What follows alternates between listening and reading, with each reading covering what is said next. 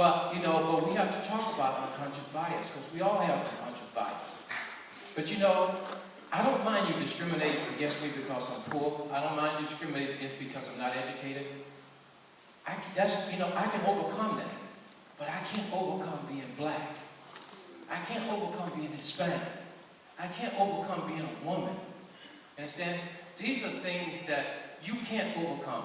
Dr. Ben Carson is my dear friend. Like him or not like him, right? He's my dear friend. He's on my board, I'm on his board. He's the only physician in the world who separated twins' heads. They was born with the heads connected, right? It was a 49-hour operation. In the 19th hour, he had 49 doctors working with him, 42 doctors working with him as his assistant. He went out to take a break, backed up from the surgery table, went out to get a glass of water, and an aide walked up to him and she said, "Can you get a mop? Someone just wasting water down in the lobby." That's unconscious bias. I have friends of mine who fly out of Bradley every day. They're captains. And African Americans. And there's not one day that somebody don't ask him to grab a bag. Or he's standing in the cockpit when you're leaving out. They ask him to go and get a wheelchair. That's unconscious bias.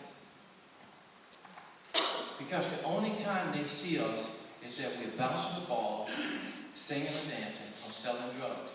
That's the only image African Americans have. So we have to overcome that. They don't see doctors. They don't see attorneys. These are the type of things our people in our community don't see. Because every nationality, think about it, they came in this country. Where they came from, they saw their people successful. Whether they came from India, whether they came from Korea, China. We never seen that because we was robbed of 500 years of slavery. The only thing we can go back is to slavery. We've never seen our people successful.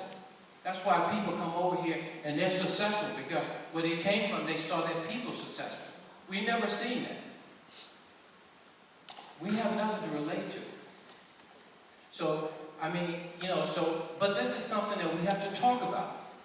If you want to end discrimination, racism, you got to talk about it. I mean, unconscious bias. I mean, we should be doing this all over the country, talking about this particular situation. Because until we do that, until we have a conversation, it's never going to end. Because we don't know each other.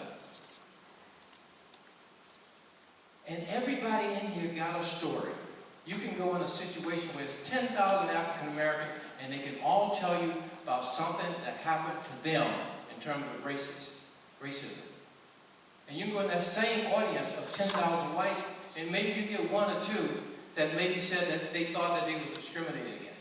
Women's the same way. I mean, here's a physician who can't even get a prescription filled.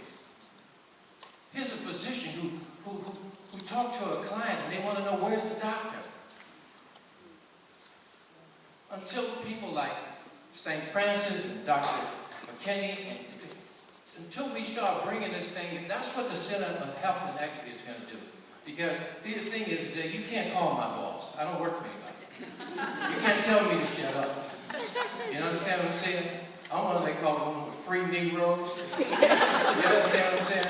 So I'm going to say what I got to say, but I'm going to say it because it's the right thing. And we got to start addressing these things.